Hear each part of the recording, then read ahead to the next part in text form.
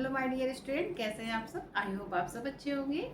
My self जय की classes में फिर से आपका एक बार स्वागत है। आज हम लोग पढ़ेंगे आयोडीन।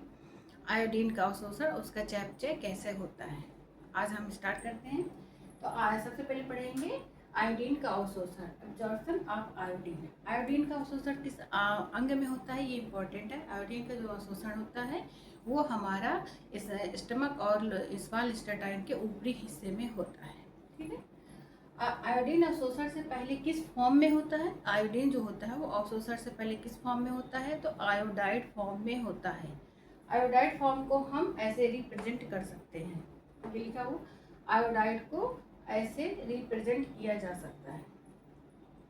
मैकेनिज्म, प्रक्रिया कैसी होती है आयोडाइड की। आयोडाइड जो होता है उसकी प्रक्रिया कैसी होती है, तो आंतों की कोशिकाओं में मौजूद सोडियम आयोडाइड सिम्पोटर जो होता है, आंतों की कोशिकाओं में, आंतों की जो कोशिकाएं होती हैं उसमें एक एक्टिव प्रोटीन होता है जिसको कहते हैं NIS, सोडियम आयोडाइड सिम्पोटर प्रोटीन।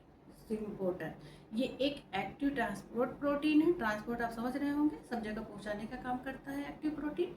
इसको कहते हैं सोडियम आयोडाइड सिम्पोटर, NIS। NIS का फुल फॉर्म भी पूछ लेते हैं, तो NIS का क्या है, सोडियम आयोडाइड सिम्पोटर। ये एक एक्टिव प्रोटीन है जो आंतों की कोशिकाओं में रहता है। इस आयोडाइड को क्या करता है, ये आंतों की कोशिकाओं में मौजूद सोडियम आयोडाइड सिम्पोटर प्रोटीन जो होता है, आयोडाइड सिम्पोटर जो होता है, इस आयोडाइड को रक्त प्रवाह में मिलाने का काम करता है। समझ लीजिए एक एक्टिव प्रोटीन है।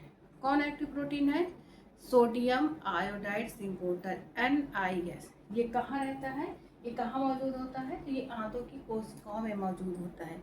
आंतों की कोशिकाओं में एक एक्टिव प्रोटीन मौजूद होता है जिसका नाम है NIS। NIS का फुल फॉर्म है सोडियम आयोडाइड सिम्पोटर होता है। इस आयोडाइड को रक्त प्रवाह में पहुंचाने का काम करता है कौन, NIS। ठीक है।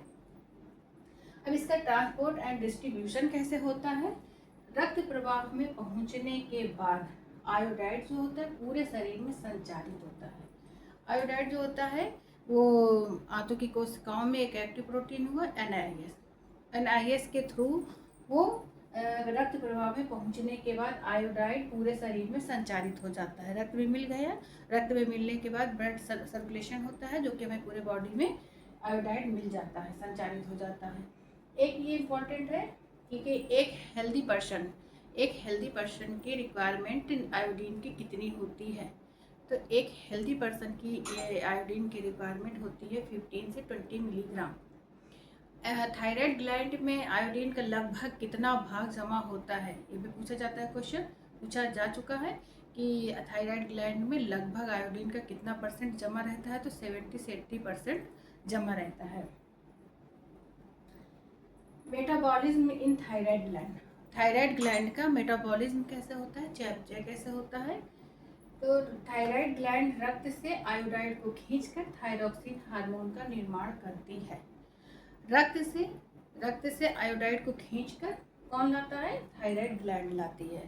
रक्त में आयोडाइड मिल गया, मिलने के बाद थायराइड ग्लैंड का काम है कि उसको खींचकर अपनी ओर लाएगी।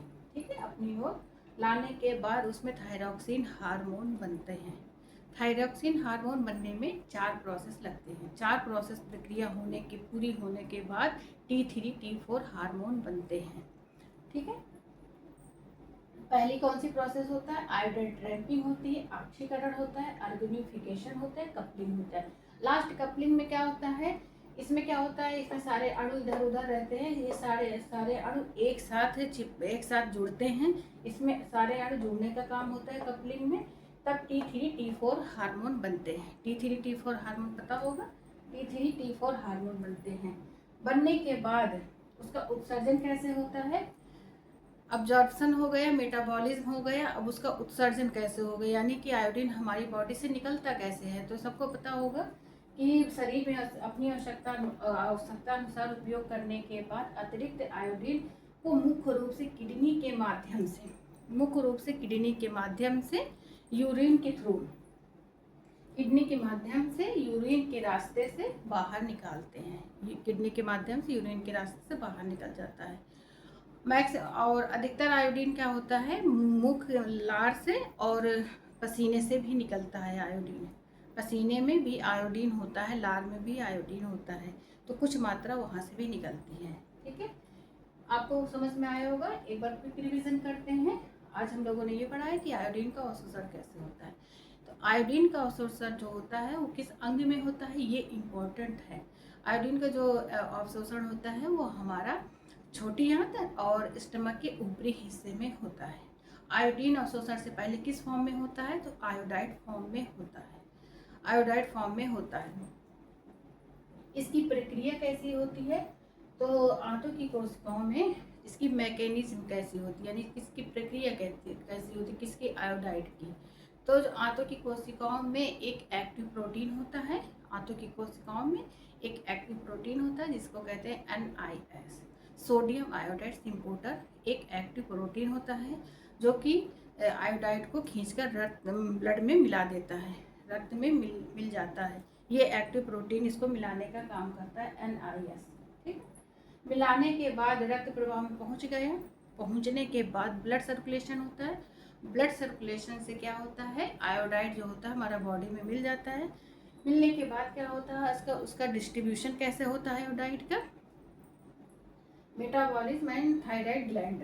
ठीक है, थायराइड ग्लैंड रक्त से आयोडाइड को खींचकर थायराइड हार्मोन के निर्माण में इसका उपयोग करती है। ठीक है, थायराइड जो होती है ग्लैंड रक्त से किसको खींचकर, आयोडीन जो होता है आयोडाइड फॉर्म में है, तो उसको खींचकर क्या करती है, थायराइड ग्लैंड का क्या काम है, थायरॉक्सिन हार्मोन बनाना।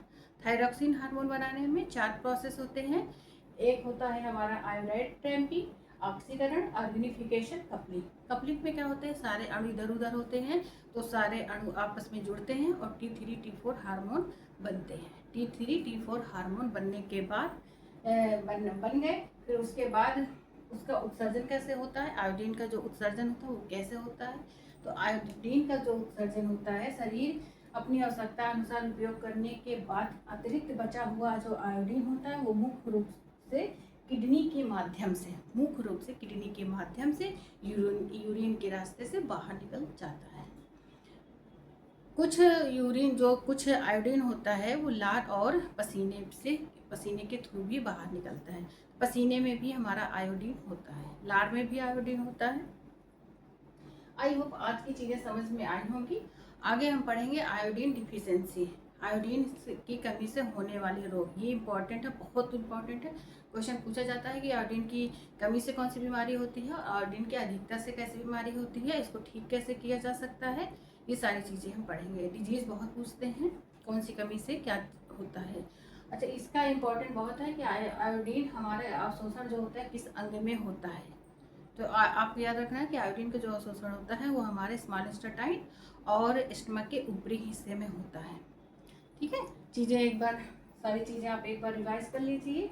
सारी चीज़ें समझ में आ गई होंगी। अगर किसी को किसी भी तरह का कोई कन्फ्यूज़न होता है तो एक बार मुझे आप कमेंट कर सकते हैं। आई होप आज की क्लास आपको अच्छी लगी होगी। अगर अच्छी लगी तो सब्सक्राइब, लाइक, शेयर, कमेंट कीजिए। Okay, thank you, bye bye.